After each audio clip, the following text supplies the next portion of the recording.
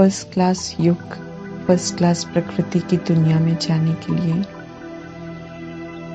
First class पुरुषार्थ कर दे अहंकार को छोड़ दिव्य आत्मा बनने की, और वापस घर जाने के लिए विचित्र अशरीरी बनने का पूरा पूरा पुरुषार्थ करने की। विचित्र परमात्मा की हम श्याम सुंदर आत्माओं को पुनः सुंदर अर्थात संपूर्ण पवित्र बनने की आज की मुरली से शिक्षाएं। श्रेष्ठ बनने के लिए परमात्मा कहते हैं कि श्रेष्ठ पुरुषार्थ करो। श्रेष्ठ पुरुषार्थ का अर्थ स्पष्ट कर रहे हैं कि जो गुणों का और शक्तियों का खजाना मिला है उन्हें यूज कर देखो कैसा अनुभव होता है। रावण की मत पर हमने हर कार्य देह के विस्तार का किया है, बहुत सारे हिसाब बनाए हैं, अब बनाए हैं तो वो हमारे सामने आएंगे भी जरूर। रावण की मत पर चलेंगे तो हिसाब किताब में और उलझते जाएंगे, नाखुश रहेंगे, कर्मों को कूटते रहेंगे जैसा कि दुनिया में कर रहे हैं।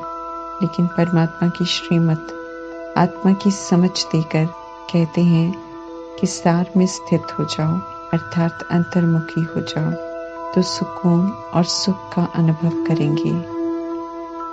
दिनचर्या में भी कर्म के विस्तार में जाते हुए हर घंटे में वापस आत्मा की स्मृति में साइलेंस में बैठेंगे। परमात्मा की याद भी आएगी, फिर से आत्मा रूपी बैटरी चार्ज भी हो जाएगी। फिर विस्तार में जाएंगे तो आत्मिक स्थिति होने के कारण सहज सारे कार्य संपन्न कर सकेंगे।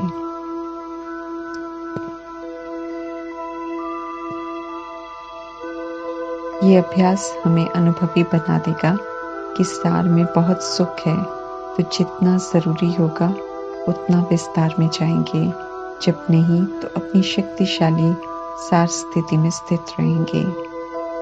मालिक बन जाएंगे विस्तार को सार करने की शक्ति के। अंत में भी जब फाइनल स्टॉप करना होगा तो अनेक तरह के विस्तार को देखते हुए भी सहज ही विथड्रॉ कर लेंगे, शांत रहेंगे, सेवा पर रहेंगे। इसी तरह समेटने की शक्ति, सहन करने की शक्ति, समाने की शक्ति, परखने की शक्ति, निर्णय करने की शक्ति, सामना करने की शक्ति, सहयोग करने की शक्ति को अनुभव करने के लिए रोज परिस्थितियां आती हैं। परमात्मा समझाते हैं परिस्थितियों को, व्यक्तियों के व्यवहार को देखकर या मायावी परीक्षाओं को देखकर प्रश्न करने की जगह, शिकायत करने की जगह शक्तियों को यूज करके तो देखो, बहुत शक्तिशाली अनुभव करेंगे। समेटने की शक्ति कहती है पुराने संस्कार या व्यवहार के वश होकर किसी ने कुछ किया है तो उसे भूल जाओ। भूलने में बहुत सुख है, ये अनुभव करेंगे। इसी तरह तीनों काल का राज समझाकर परमात्मा कहते हैं कि सभी को स्वीकार करो, बातों को संभालो, सहन करो। जब श्रीमत प्रमाण ऐसा करेंगे तो हल्के होते जाएंगे, सुख का अनुभव करेंगे, परिस्थितियां भी पार हो जाएंगी, आत्माएं भी शांत हो जाएंगी। आधा कल्प सहन नहीं किया है तो कितने दुखी रहे हैं, दुखी किया है। और परमात्मा कहते हैं कि श्रीमत पर चलकर शांत रहो, सहन करके तो देखो, बहुत अच्छा अनुभव करेंगे। जब तक अनुभव नहीं करेंगे कैसे शक्तियों को अपने पास जमा करेंगे। इसी तरह जब आत्मा के स्वधर्म में स्थित रहेंगे तो परखने की शक्ति बढ़ जाएगी, फिर निर्णय भी सहज ले सकेंगे। माया का सामना, आसुरी शक्तियों का सामना कर अनुभवी बनना है, हमें उनसे डरना नहीं है। सार में स्थित रहते हुए परमात्मा के संग विजय बनना है। जितना यूज कर जमा करेंगे उतना हम सशक्त बनते जाएंगे। यही शक्तियां अंत में मददगार बनेंगी जब विस्तार का अंत होगा। अभी से शक्तियों को जमा किया होगा तो अंत में इन शक्तियों का सहयोग उन आत्माओं को भी दे सकेंगे जिन्हें उस समय इन शक्तियों की बहुत जरूरत अनुभव होगी, जो अभी परमात्मा से बिल्कुल अनजान है। हमें उनका मददगार बनना है। हमें ये याद रखना है कि परमात्मा सर्व शक्तियाँ देकर हमें शक्तिशाली बना रहे हैं, लेकिन हम शक्तिशाली तभी बन सकेंगे जब इन शक्तियों को अभी प्रैक्टिकल में यूज कर उन्हें अपना बनाएंगे। इसी तरह वैरायटी संस्कारों वाली आत्माओं के संपर्क में आते हुए कैसे व्यवहार में आना है, उसके लिए परमात्मा गुणों का खजाना देते हैं। गुणों को भी यूज करना है और अपना बनाना है। अपना बनाना अर्थात सभी के साथ व्यवहार में आते समय इन्हें यूज करना बिना कोई शिकायत के। कोई करे न करे, हमारे में गुणों की दिव्यता हो, मन वचन कर्म में पवित्रता हो। परमात्मा माता पिता का सदा आज्ञाकारी, कोई भी श्रीमत की अवज्ञा नहीं। किसी से कोई भूल हुई, उनके प्रति क्षमाशील का गुण यूज करना है। पहले की तरह डांटना मारना नहीं है, उल्टा बोलना नहीं है। जैसे परमात्मा हम आत्माओं के कितने बड़े पापों को भी क्षमा कर फिर प्यार से समझाते हैं, तो हमें भी परमात्मा पिता के गुणों को अपना बनाना है। खुशियों के सागर परमात्मा के बच्चे हैं, इसलिए हमें सदा हर्षित रहना है और इस दुख धाम में सभी को हर्षित करना है। जैसे परमात्मा बड़े दिल वाले हैं, ऐसे ही हम में भी उदारता हो सभी के लिए। जो परमात्मा से मिला वो देते जाना है। हर बात में सहनशील रहना है, सब अच्छा हो जाएगा, ये अटूट विश्वास रखना है। पिता परमात्मा प्यार से हर बात समझाते हैं, चिल्लाते नहीं हैं। अभी हम उनसे पढ़ रहे हैं, पालना ले रहे हैं, तो हमें भी अपने अंदर से सारी कड़वाहट निकाल कर मधुरता को अपनाना है। कोई कैसा भी हो, विश्व की सभी आत्माओं के लिए शुभ भावना रखनी है कि सभी का कल्याण हो, सब परमात्मा के बन जाएं और सभी का तीसरा नेत्र खुल जाए, सब बुराइयों से विकारों से मुक्त हो जाएं। जैसे परमात्मा पिता नम्र चित्त हैं, ऐसे हमें भी अब नम्रता से व्यवहार में आना है। जैसे परमात्मा सभी को निर्दोष दृष्टि से देखते हैं, सभी से संतुष्ट रहते हैं, ऐसे ही हम आत्माओं को भी ड्रामा का राज समझाते हैं और कहते हैं कि सभी से संतुष्ट रहो। परमात्मा ने समझाया है कि ओरिजिनल में सतोगुणी आत्माएं इस समय ऐसा क्यों बन गई हैं, तो संतुष्टता का गुण धारण कर उन्हें भी संतुष्ट करना है। ऊंचे ते ऊंचे कल्याणकारी परमात्मा की शिक्षाएं हैं, इसलिए नियमितता का गुण धारण करना है, अर्थात उनकी शिक्षाओं पर एक्यूरेट चलना है और उनसे बिल्कुल ईमानदार होकर रहना है। उनसे वायदा कर फिर तोड़ना नहीं है और उनसे कभी कुछ छिपाना भी नहीं है। शक्तियाँ हो या गुण हो, उन्हें यूज कर इनकी प्राप्तियों को अनुभव तभी कर सकते हैं जब परिस्थितियाँ विपरीत हो, जब हिसाब किताब लेने वाली आत्माएं विपरीत व्यवहार कर हिसाब किताब ले रही हो, परेशान कर रही हो, उल्टे बोल रही हो, तब इन गुणों को और शक्तियों को यूज करना है, खुद को मोल्ड करना है।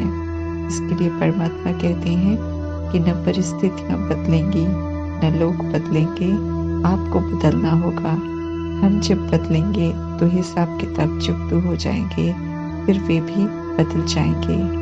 कोई भी गुण हो या शक्ति यूज तभी करनी है जब बिल्कुल विपरीत परिस्थिति हो, तब कहलाएंगे श्रेष्ठ पुरुषार्थी और तब कहलाएंगे अनुभवी मूर्त परमात्मा के बच्चे।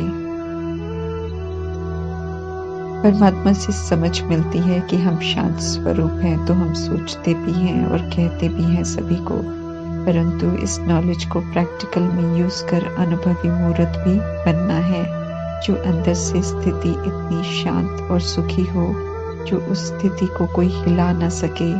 श्रीमद् प्रमाण गुणों को और शक्तियों को यूज करेंगे तो अनुभव भी अनोखे और सुखदायी होंगे, जो खुद को तो सुखी करेंगे ही, लेकिन दूसरों को भी अनुभूति होगी। जो वर्णन करते हैं उसे हमें समय पर यूज कर अनुभवों को बढ़ाना है, इसकी समझ दे रहे हैं परमात्मा।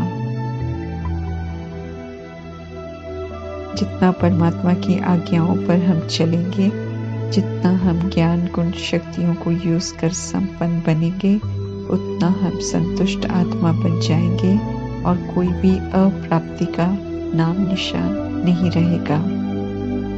ड्रामा का एक कल्प खत्म हुआ तो परमात्मा पिता अपने बच्चों को लेने आते हैं, क्योंकि बच्चे तो सब कुछ भूल गए हैं और भटक रहे हैं। श्याम अपवित्र बन गए हैं। जैसी हालत है आत्माओं की उसी तरह तो ले जा नहीं सकते हैं। इसलिए सबसे पहले देह का अभिमान जो पहन रखा है हम आत्माओं ने, उससे बाहर निकालते हैं। आत्मा और शरीर का अंतर स्पष्ट कर शरीर में रहते हुए अशरीरी बनने की समझ दे रहे हैं, ताकि शरीर से जो अटैचमेंट है उससे बाहर आ जाएं।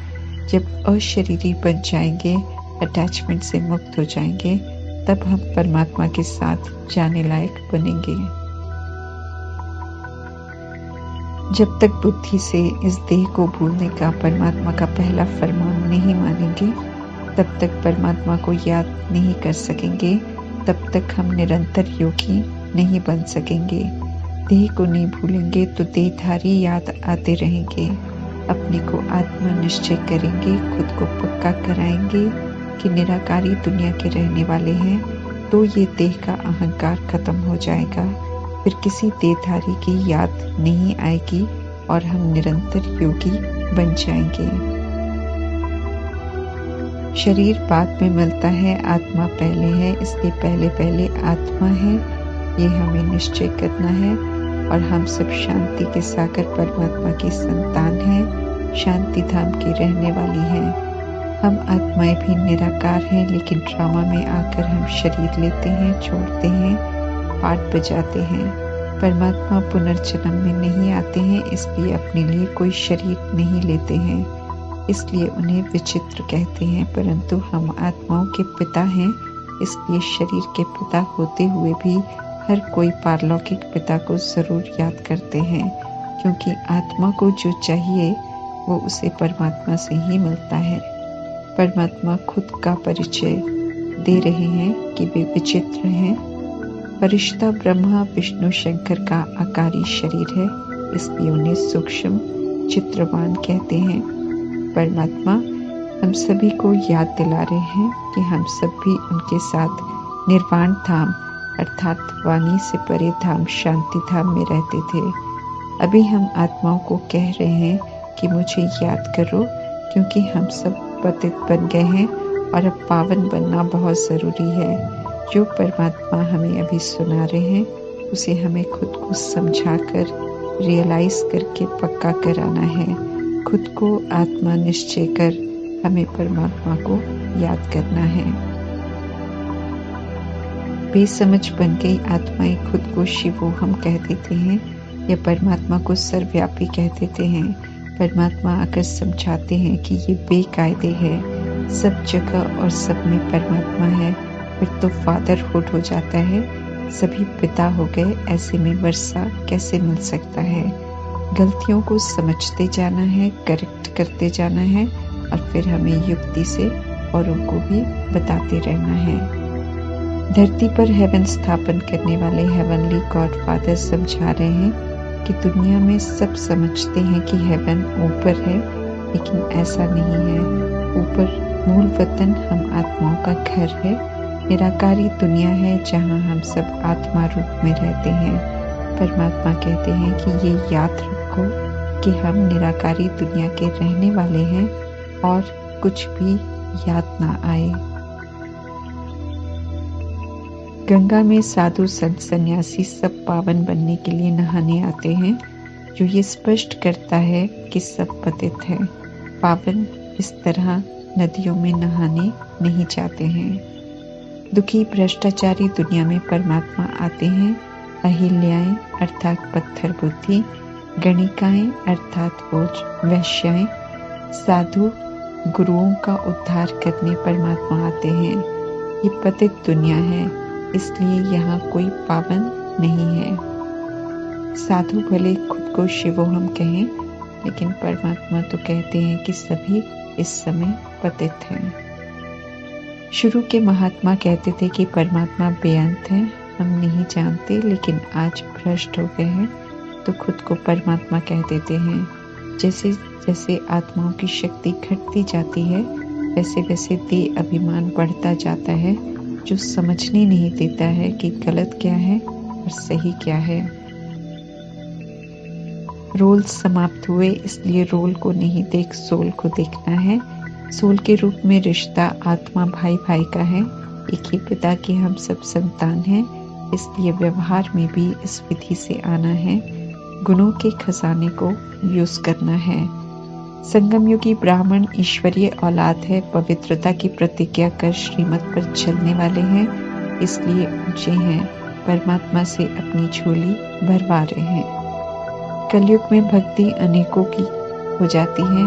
देहधारी अगर कोई श्लोक सुना दे तो अंधश्रद्धा में लोग उसे भी भगवान कहते हैं। त्वमेव माताश्च पिता शुरू में एक परमात्मा के लिए कहते थे, अब तो सभी को कह देते हैं, क्योंकि किसी और की लिखी हुई प्रार्थनाओं को बिना समझे बोलते हैं। वैसे भी सभी का इस बात पर ध्यान होता है कि मनोकामना पूरी होनी चाहिए। तमोप्रधान बुद्धि हो जाती है तो मनुष्य परमात्मा से भी डील करते हैं, शर्त रखते हैं कि ये मेरी मनोकामना पूरी करो तो इतने का प्रसाद चढ़ाऊंगा या पैसे चढ़ाऊंगा। परमात्मा अब एक करेक्ट करते हैं, भटकी हुई बुद्धि को एक से जोड़ने की समझ देते हैं, क्योंकि एक की याद से ही विक्रम विनाश होंगे, हम सब पावन बनेंगे। एक की याद से सद्गति होगी। रचता और रचना का राज बताने वाले परमात्मा हर बात एक्यूरेट समझाकर सही विधि से चलने को कह रहे हैं, क्योंकि ये प्राप्तियों की वेला संगम युग में एक बार ही होती है। जिन्हें इस समय निश्चय है कि परमात्मा ही ब्रह्मा द्वारा रचता और रचना की नॉलेज दे रहे हैं, त्रिकालदर्शी बनाते हैं, जिन्होंने एक्यूरेट पहचाना है परमात्मा को, वे ही वास्तव में आस्तिक हैं। जिन्हें निश्चय नहीं है वे नास्तिक हैं। श्रीमत पर चलकर भारत को श्रेष्ठ से श्रेष्ठ बनाने में हमें मददगार बनना है, आत्म अभिमानी बनना है। बार बार हमें खुद को समझाना है कि मैं आत्मा इन कानों के द्वारा परमात्मा को सुन रही हूँ, समझ रही हूँ। परमात्मा ने कल पहले भी अज्ञानता का अंधकार विनाश किया था, इसलिए गायन है कि ज्ञान अंजन सतगुरु दिया, अज्ञान अंधेर विनाश। अभी पुनः बाप टीचर सतगुरु बन के परमात्मा पढ़ा रहे हैं, पालना भी कर रहे हैं, फिर साथ लेकर भी जाएंगे। नई दुनिया में जाने की पढ़ाई पढ़ा रहे हैं, क्योंकि नई दुनिया में जाने के लिए आत्मा को नया बनना है। यादगार में मिक्सचर हो गया है, जिसका स्पष्टीकरण परमात्मा कर रहे हैं। अलंकार जो विष्णु के दिखाते हैं वो वास्तव में हम ब्राह्मण आत्माओं के हैं। स्वदर्शन चक्र का ज्ञान अभी हम आत्माओं का है। ज्ञान रत्नों की, वरदानों की शंख ध्वनि अभी हम आत्माओं को करनी है, अर्थात इन द्वारा सेवा करनी है। श्रेष्ठ कर्मों की गदा भी हम सभी के कंधों पर है, ये कर्तव्य निभाना है। कमल पुष्प का अलंकार भी हम ब्राह्मणों के लिए है। कमल आसन की स्थिति में स्थित हो, दुनियावी प्रभाव से खुद को डिटैच रखना है, परंतु चारों अलंकारों की जिम्मेवारी निभाते हुए हम आत्माओं की अवस्था ऊपर नीचे होती रहती है। इसलिए ब्राह्मणों के हाथ में ये अलंकार नहीं दिखाते, बल्कि जो इन अलंकारों को एक्यूरेट यूज कर संपूर्ण बनते हैं, उनके जड़ चित्रों के हाथ में दिखाते हैं। कृष्ण तो सतोप्रधान प्रिंस है, उन्हें तो हिंसा होती क्या है वो भी मालूम नहीं। ऐसे में यादगार फिर गलत है, जिसमें कृष्ण को कलंकित कर दिया है, ये कहकर कि वे माखन चोर हैं या किसी को तंग करते हैं या कौरवों को स्थूल स्वदर्शन चक्र से मारते हैं। देवता हिंसा नहीं करते हैं, वे डबल अहिंसक होते हैं। न उनमें कोई विकार होता है और न वो किसी के साथ लड़ते हैं, ये परमात्मा स्पष्ट कर रहे हैं। काम विकार कलयुग में चरम सीमा पर है, परमात्मा इसे विष कहते हैं। दुख का कारण है ये विकार, जब वश होते हैं इस विकार के तब माया समझ से अंधा बना देती है, फिर उसके बाद तो कीर्ति कला और दुख ही दुख भोगते हैं। सतयुग में ये विकार नहीं थे, सृष्टि की वृद्धि पवित्रता और योग के बल से होती थी। तो जब सृष्टि कायदे से चल सकती है तो बेकायदे विकार में जाकर सृष्टि की वृद्धि करना और पापों का खाता जमा करना दुख भोगना, सृष्टि को पतित बनाना कोई समझदारी नहीं है। इसलिए समझ का नेत्र देकर परमात्मा कहते हैं कि ये विकार बिल्कुल बंद करो और संपूर्ण अहिंसक बनो। माया के दिखावे का, देह अभिमान का, विकारों का विनाश होना है तो ये अच्छी बात है। इसलिए समय से पहले परमात्मा की आज्ञा को मानकर संपूर्ण निर्विकारी बनने का पुरुषार्थ करना है। जब तक आत्माओं का और परमात्मा का मेला है तब तक हम संपूर्ण बन सकते हैं, स्व परिवर्तन कर सकते हैं बिना सजा खाए। उसके बाद सजाओं के द्वारा देह अभिमान को छोड़ना पड़ेगा, लेकिन प्राप्ति कोई भी नहीं होगी। प्राप्ति तो समय से पहले परिवर्तन करने की है। इस तरफ परमात्मा विशेष ध्यान खिंचवाते रहते हैं। ओम शांति।